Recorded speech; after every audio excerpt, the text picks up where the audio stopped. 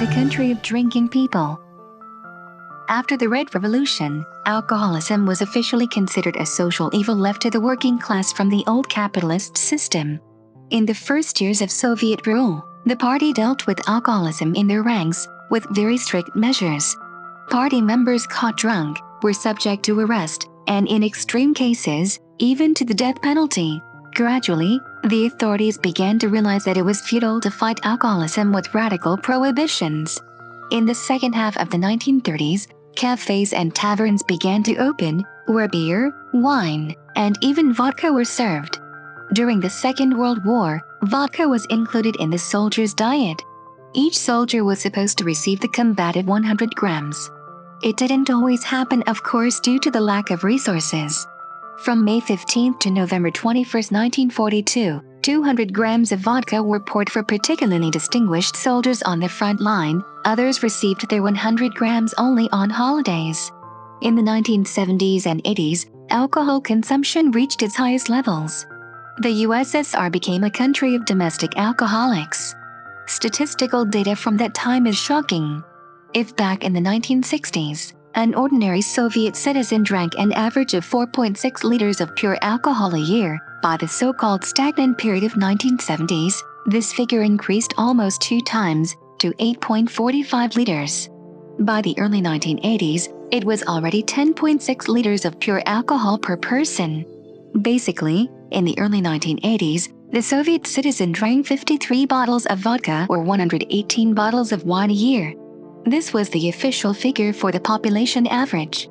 It took into account non-drinkers and social drinkers. When we add to the final number unofficial consumption of moonshine, home liquors, and unappropriated liquids like a cologne or glass washing liquid, the official number can be multiplied by 2. In the 80s, drinking became an organic part of society. Alcoholics have become popular characters in movies, TV shows, humor stories, and books. At the workplace, it was believed that a drunkard should not be dismissed or fired but re-educated.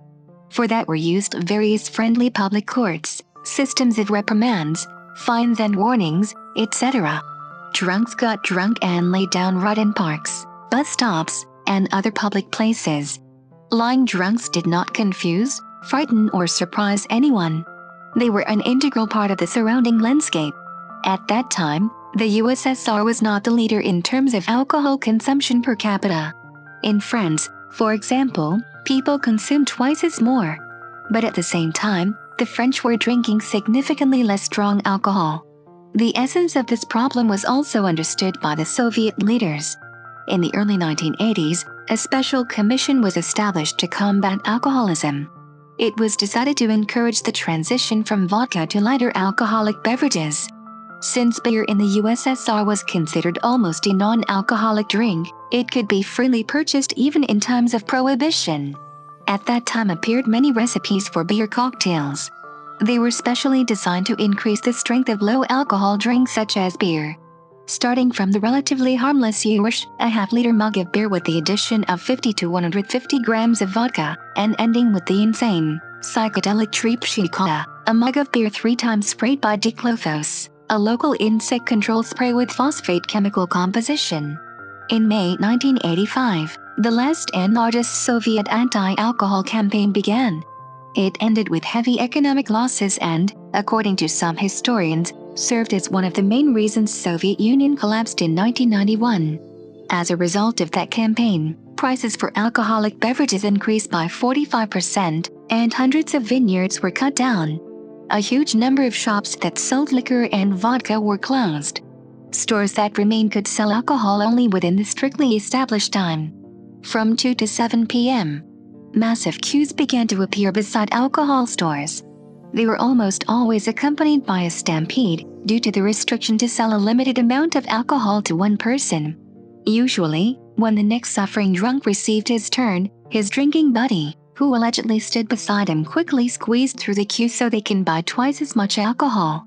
The legendary term Tritium Butish, shall you be the third, was born around the same time. A bottle of vodka cost 2 rubles 87 kopecks.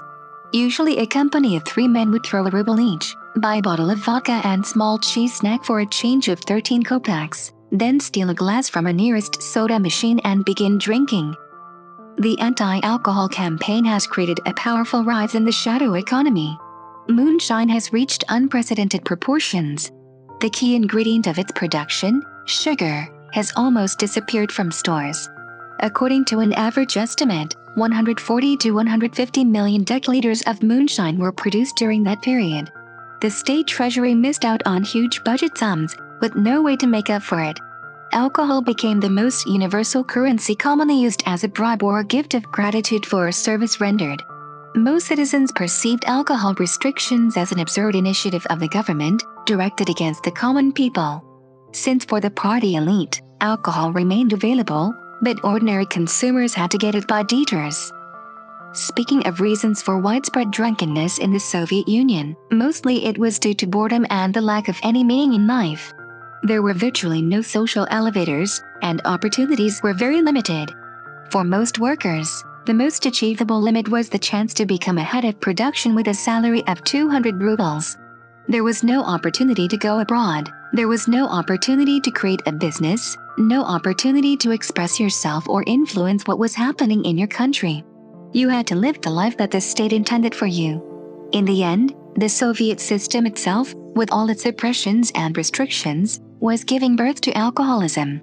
This is why it was a very slim chance for a Soviet citizen to get off this addiction. Thank you for listening.